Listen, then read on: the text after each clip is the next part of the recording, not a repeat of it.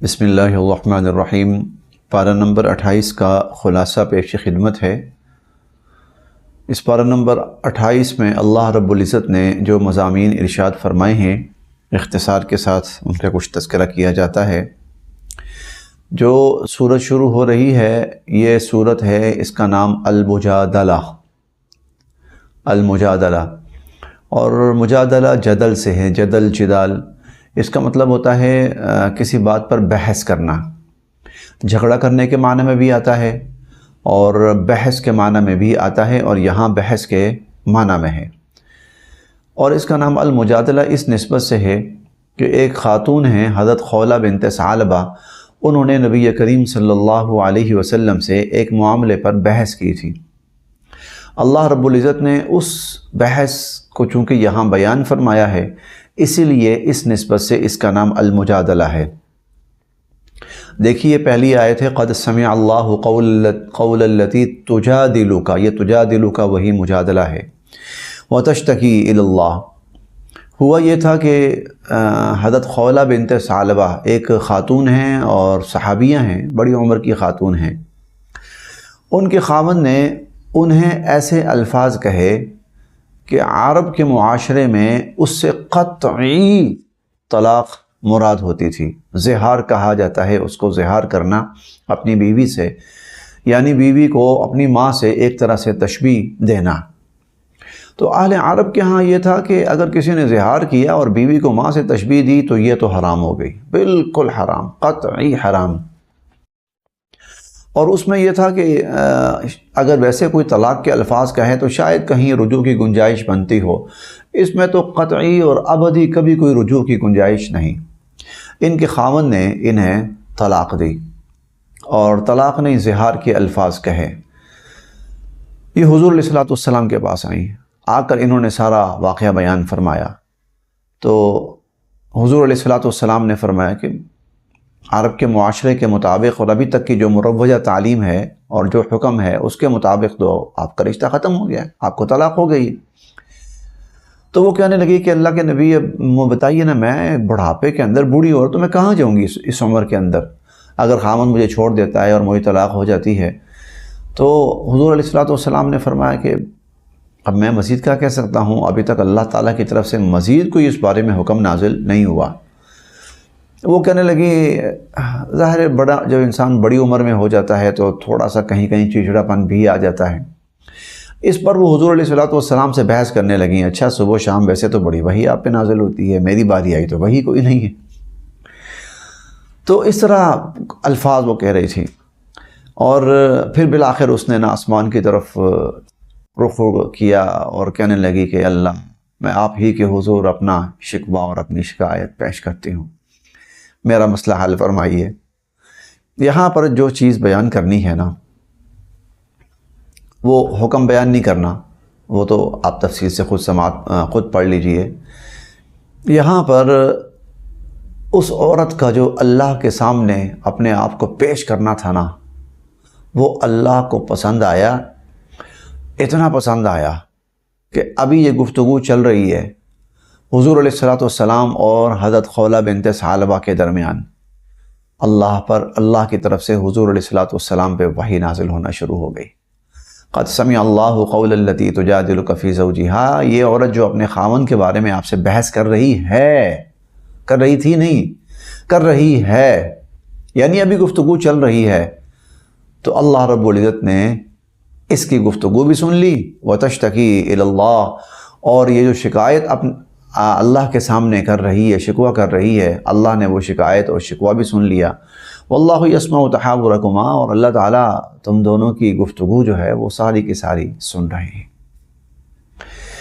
اب دیکھیے میرے لیے اور آپ کے لیے یہاں ایک بہت توجہ طلب جو بات ہے وہ کیا ہے، ہم جب آپس میں کہیں بات چیت کر رہے ہوتے ہیں نا، دو افراد، تو اللہ رب العزت ہماری بات سن رہے ہوتے ہیں، ایک ایک لفظ سن رہے ہوتے ہیں۔ اسی لیے یہ ساتھ ہی اگلے رکوع میں اللہ تعالیٰ فرماتے ہیں، ما یکون من نجوی ثلاثہ الا هو رابعہم، 3 آدمی ایک دوسرے کے کان سے کان جوڑ کر خسر پسر کر رہے ہوتے ہیں نا، سرگوشی میں بات کر رہے ہوتے ہیں، الا هو رابعہم، چوتھا اللہ وہاں موجود ہوتا ہے۔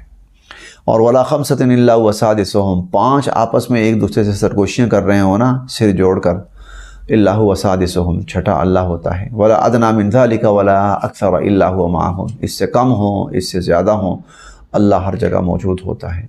سو ہم اپنا جو بھی معاملہ ہو، ہماری جو بھی گفتگو ہو، ہمارا جو بھی معاملہ آپس میں ہو، اس میں بہت احتیاط کے ساتھ چلنا چاہیے اس دنیا میں، کیونکہ قدم قدم ہم اللہ کی نظروں میں ہیں، اللہ کی حفاظت میں ہیں، اور اللہ ہماری حرکتوں کو دیکھ بھی رہے ہیں اور ہماری باتوں کو سن بھی رہے ہیں۔ واللہ یسمع تحاورکما، اللہ تم دونوں کی جو گفتگو ہے نا وہ سن رہے ہیں۔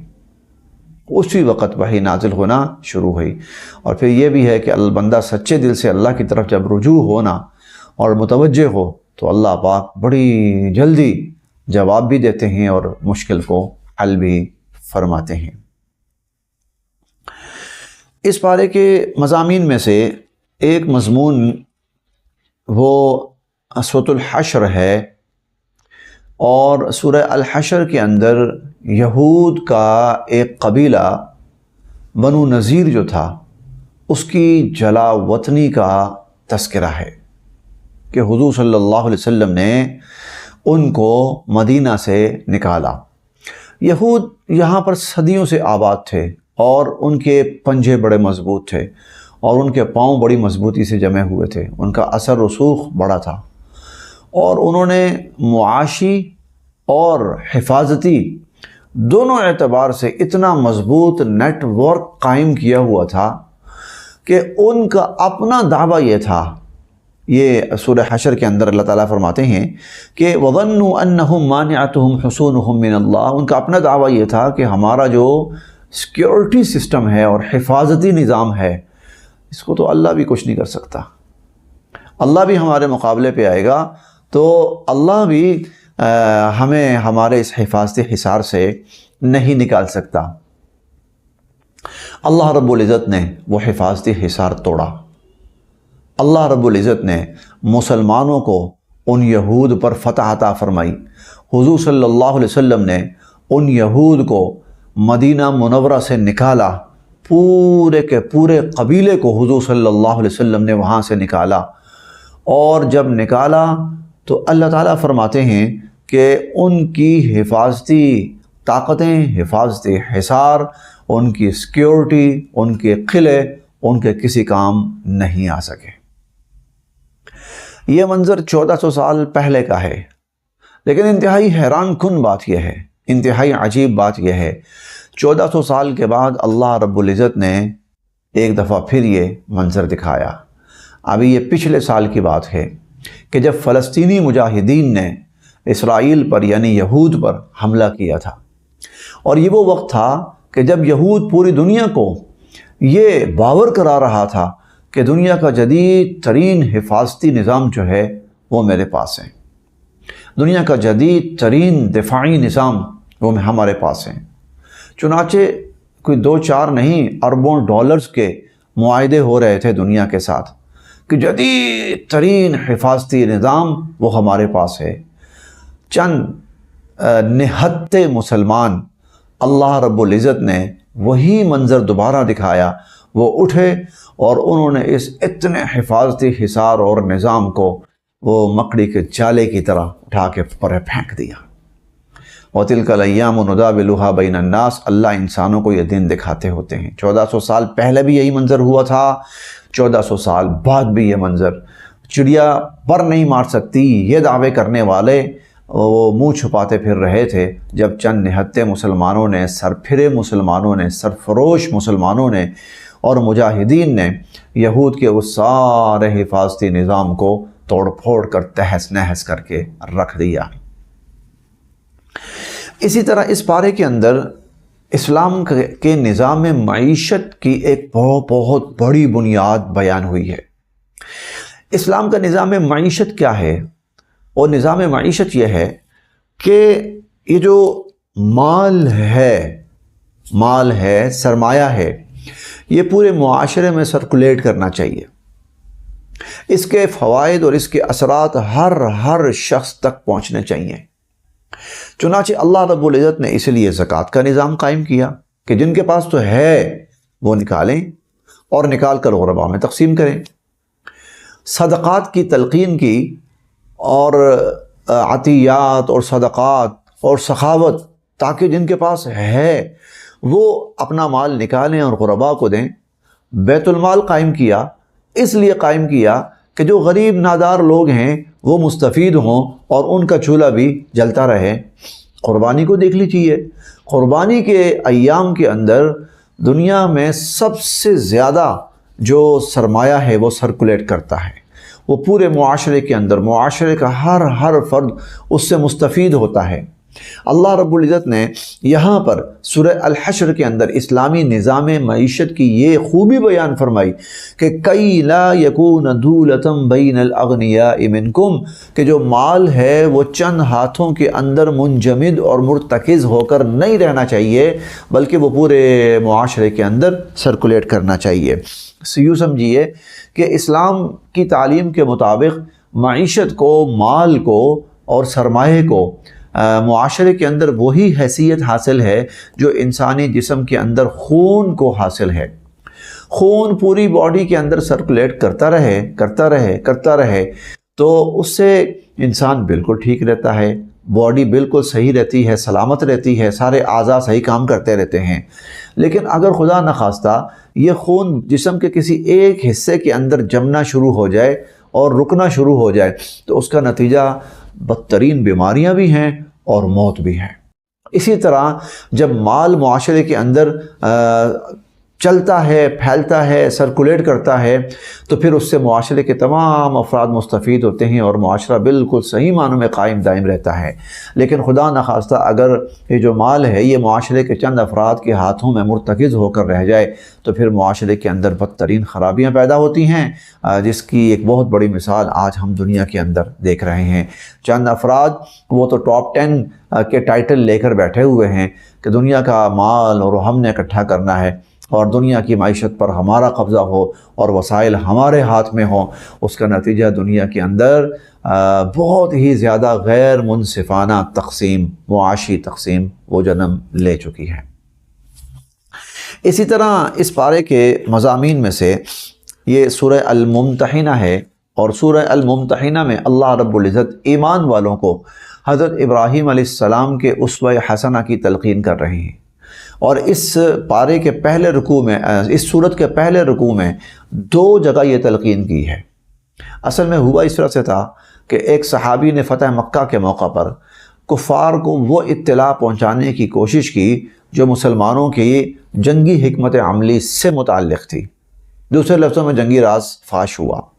حضرت حاطب بن ابی بلتہ رضی اللہ تعالیٰ عنہ صحابی ہیں، اپنی جانب میں انہوں نے یہ نیکی اس لیے کرنے کی کوشش کی، کفار کے ساتھ نیکی اور بھلائی کرنے کی کوشش کی، ورنہ تو یہ تو گناہ تھا، غلط تھا، لیکن اپنی دانش میں انہوں نے یہ بھلائی اس لیے کرنے کی کوشش کی کہ شاید میرے اس احسان کو مد نظر رکھتے ہوئے مشرکین وہ میرے گھر والوں کو کچھ نہ کہیں، میری فیملی، میرے بیوی بچے، میرے بہن بھائی یا اور لوگ جو ہیں وہ محفوظ رہیں۔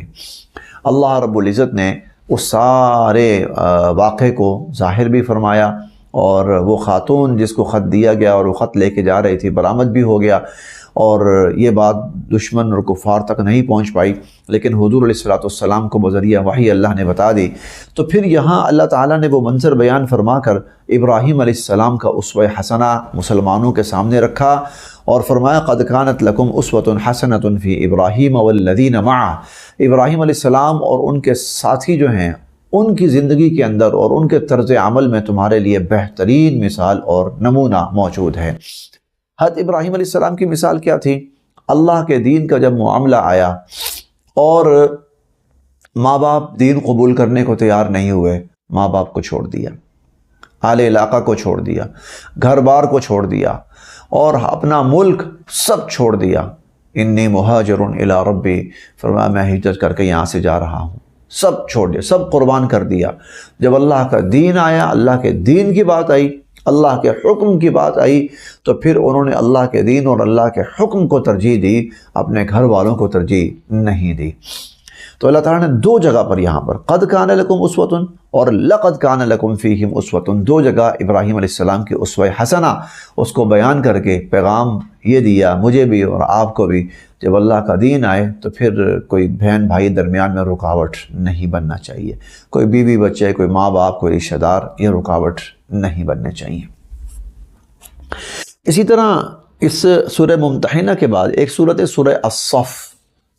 اس سورہ الصف کے اندر سیدنا حضرت عیسیٰ علیہ السلام کا تذکرہ ہے، اور سیدنا حضرت عیسیٰ علیہ السلام نے رسول اللہ صلی اللہ علیہ وسلم کے بارے میں جو بشارت دی تھی، تو آپ کے نام نامی کے ساتھ اس بشارت کا یہاں پر تذکرہ ہوا۔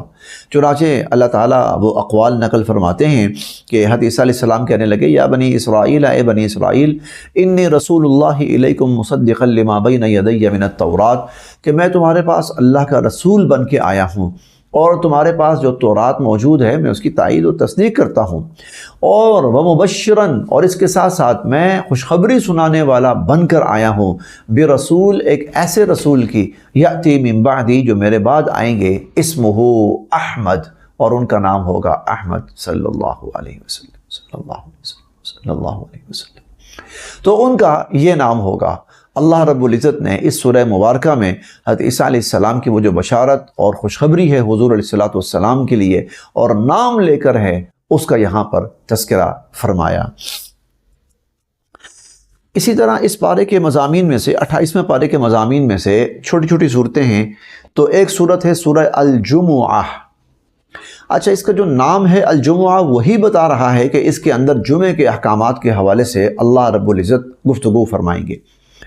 تو جمعے کے حوالے سے تو گفتگو ہے، لیکن اس سے پہلے اللہ رب العزت نے تمہیدی طور پر ایک اور تفصیلی گفتگو فرمائی ہے، اور وہ یہ کہ اللہ رب العزت نے یہود کو تورات عطا فرمائی، لیکن انہوں نے کیا کیا؟ انہوں نے تورات کو پڑھنا، تورات کو سمجھنا، تورات سے رہنمائی حاصل کرنا اور تورات پہ عمل کرنا چھوڑ دیا۔ بس ایک ان کی مذہبی کتاب بن کر رہ گئی، گھر میں پڑھی ہوئی ہے برکت کے لیے، بس انہیں نہیں پتا تھا کہ اس کے اندر کیا ہے۔ ہم پڑھ کے آئے ہیں پیچھے فَنَسُوا حَظًّا مِّمَّا ذُكِّرُوا بِهِ، کہ وہ جو نصیحت ان کو کی گئی تھی بھول گئے وہ۔ اور ہم یہ بھی پڑھ کے آئے کہ جب ان کے پاس اللہ کی کتاب آئی، نَوَدَ فَرِيقٌ مِّنَ الَّذِينَ أُوتُوا الْكِتَابَ كِتَابَ اللَّهِ، تو ایک گروہ نے اللہ کی کتاب کو پس پش ڈال دیا، بالکل نظر انداز کر دیا۔ تو اللہ تعالیٰ نے ان کی مثال بیان فرمائی، فرمایا مثل الذین حملوا التوراۃ ثم لم يحملوها كمثل الحمار، یہ جن کو تورات دی گئی لیکن انہوں نے تورات کو نہیں اپنایا، تو ان کی مثال ایسے ہی ہے جیسے گدھا، یحمل اسفارا، اور اس کے اوپر بوجھ لدا ہوا ہے کتابوں کا۔ تو بس یہ گدھے ہیں اور تورات ان کے اوپر پڑی ہے، بس جس طرح گدھا اس علم سے اور اس کتاب سے کوئی فائدہ حاصل نہیں کر سکتا، اس کا علم اس گدھے کے لیے بیکار ہے، ان کی مثال بھی ایسی، یہ بھی گدھے بن گئے ہیں کہ تورات بس گھر میں رکھ لی ہے، سر پہ اٹھا لی ہے، نہ اس کو پڑھنے کے لیے تیار، نہ اس کو سمجھنے کے لیے تیار، نہ اس پر عمل کرنے کے لیے تیار۔ پھر اس پس منظر کے ساتھ ساتھ حضور صلی اللہ علیہ وسلم کے 4 فرائض بیان فرمائے، 4 ذمہ داریاں حضور علیہ السلام کی، جس کو آپ کے فرائض منصبی بھی کہا جاتا ہے، آپ کی نبوت کے فرائض منصبی۔ اور وہ فرائض منصبی یہ ہے کہ یتلو علیہم آیاتہ، کہ آپ لوگوں کے سامنے اللہ کی آیات کی تلاوت کریں، اور وَيُزَكِّيهِمْ، لوگوں کا تزکیہ کریں، وَيُعَلِّمُهُمُ الْكِتَابَ، اور لوگوں کو کتاب کی تعلیم دیں، وَالْحِكْمَةَ، اور حکمت کی تعلیم دیں۔ یہ 4 چیزیں ہیں، کتاب اللہ کی تلاوت، تزکیہ، کتاب اللہ کی تعلیم اور حکمت کی تعلیم۔ یہ 2 چیزیں بیان کر کے تورات یہود کو کتاب ملی، انہوں نے نظر انداز کیا، آپ کو کتاب دی، لوگوں کو پڑھ کر سنائیں، لوگوں کو تعلیم دیں، ساتھ ہی آگے جمعے کا بیان آ گیا۔ اب جمعے کا بیان یہاں کیا سبق اور پیغام دے رہا ہے اور کیا لنک ہے؟ وہ یہ کہ جمعہ جو ہے مسلمانوں کے جمع ہونے کا دن ہے، اور اس دن لوگ اپنے اپنے علاقوں کی مساجد کے اندر جمع ہوتے ہیں اور اکٹھے ہوتے ہیں، اور ان کے سامنے اسلام کی تعلیمات کچھ نہ کچھ بیان کی جاتی ہیں اور پیش کی جاتی ہیں۔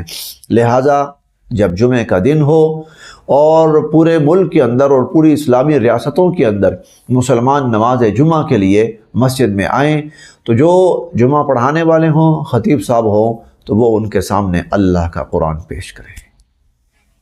اللہ کے قرآن سے، اللہ کی کتاب سے ان کی رہنمائی کریں اور ان کو ہدایت دیں، تاکہ ان کا معاملہ یہود والا نہ بنے کہ بس گھر میں کتاب پڑی ہوئی ہے، اوپر الماریوں کے اندر مقدس جگہ پر پڑی ہوئی ہے، بس ہمیں نہیں پتہ اس کے اندر کیا ہے یا کیا نہیں ہے۔ نہیں، مسلمان ایسا نہ کریں، بلکہ مسلمان جمعے والے دن جب جمع ہوں، اور پھر یہ بھی فرمایا ساتھ اہتمام سے جمع ہوں، اس کے لیے خاص اہتمام کریں۔ چنانچہ فرمایا اذا نودی للصلاة من یوم الجمعہ، جب جمعے کی اذان دی جائے تو فسعوا الی ذکر اللہ وذروا البیع، اب جتنے تمہارے دنیاوی معاملات ہیں سب چھوڑ دو، اور کیا کرو، چلو نکلو کوشش کر کے، اور جلدی پہنچو اللہ کے ذکر کی طرف، یعنی نماز جمعہ کی طرف جلدی نکلو۔ تو گویا اب دنیا کے سارے معاملات چھوڑ دو اور چھوڑ کے جمعے کی طرف آؤ۔ جب جمعے کی طرف آؤ تو آگے سے ان کو اللہ کا قرآن سنایا جائے اور قرآنی تعلیمات سے روشناس کرایا جائے اور اللہ کا پیغام ان تک پہنچایا جائے۔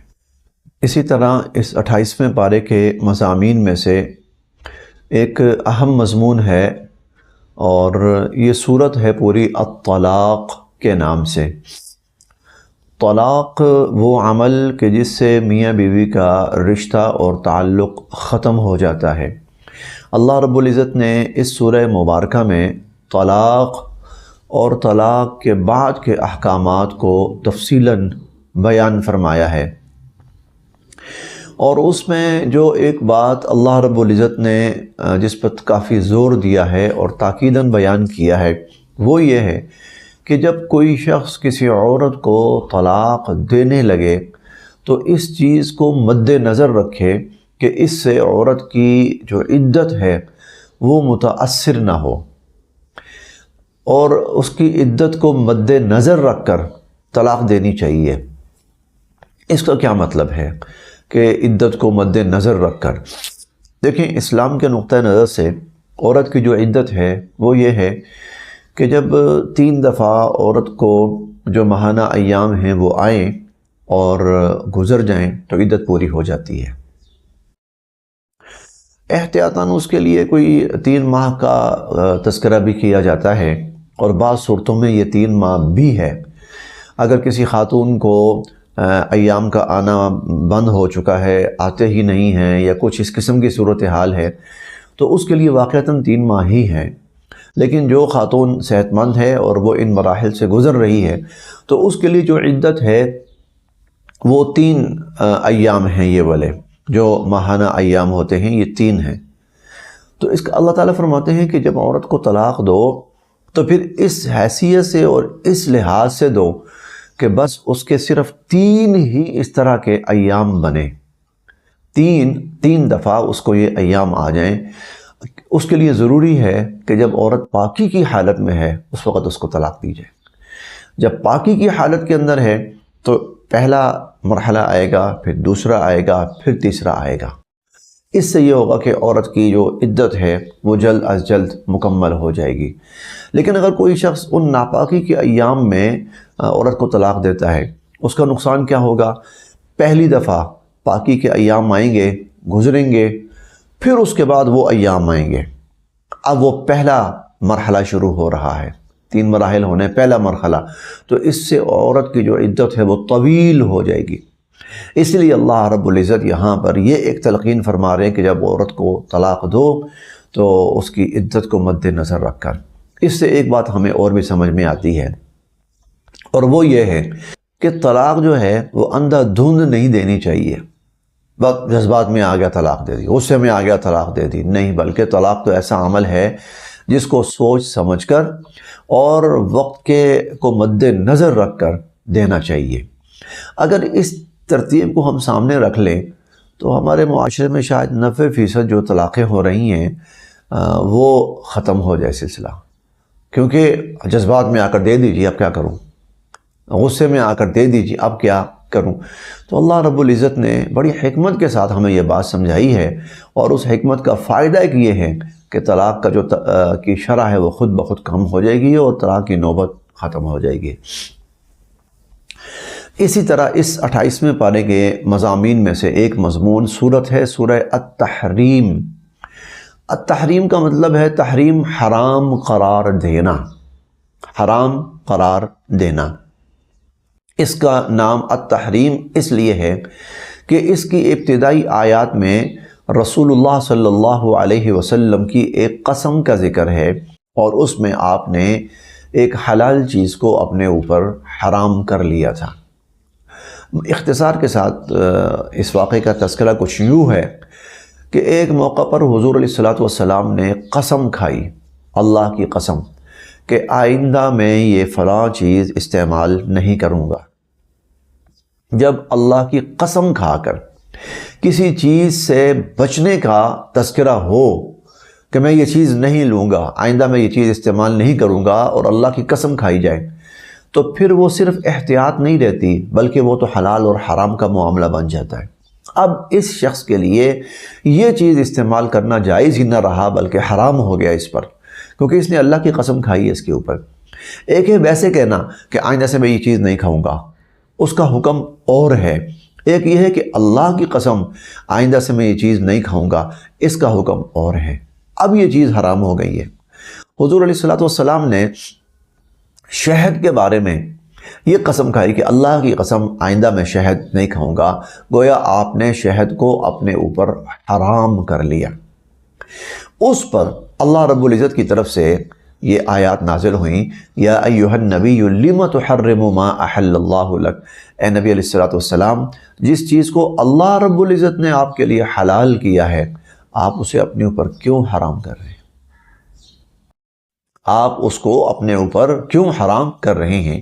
اور آگے پھر یہ بھی فرمایا، قد فرض اللہ لکم تحلۃ ایمانکم، اللہ تعالیٰ نے اس قسم کی جو قسمیں ہیں نا، ان کو توڑنے کا تمہیں حکم دیا، لازم کر دیا کہ ایسی قسموں کو توڑا جائے۔